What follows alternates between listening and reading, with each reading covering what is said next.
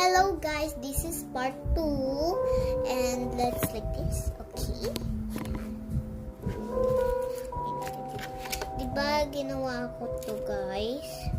Igawa ulit natin kasi na squash ko. Ito yung part 2 ginawa ko na ngayon kasi yung part 1 diba ginawa ko na naandun na sa YouTube channel ko, panoodin nyo na. Ganyan. Yung playing with my slime.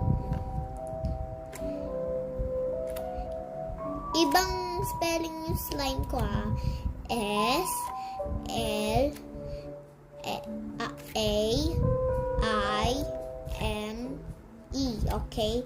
Ayun yung spelling ko ng slime. Guys, huwag nyo ako i-judge kasi grade 2 pa lang ako. At hindi ko naman talaga pinag-aaralan yung ng slime.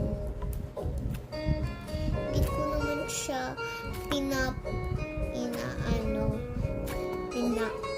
pinag-aaralan yung slime. Yan guys, tingnan nyo, ginawa ko sa slime ko dahil ni-use ko yung comb ni ate. Suklay to ni ate. Okay, i-roll natin. Wow, ang ganda. Mukhang croissant. Oo, croissant. I changed my mind. Croissant pala yun. And guys, gawin natin siyang croissant. Just kidding, hindi ko alam yung croissant. Pero nakakain na ako. Pero hindi ko naman tinignan masyado. Yan guys, so mukhang fish. Mukhang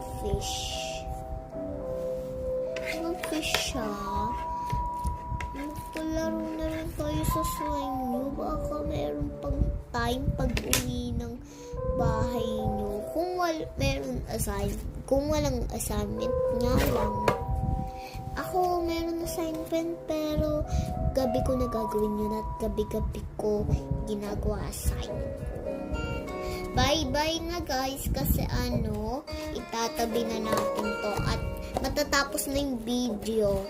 Bye-bye guys. See you on the next video. Bye-bye.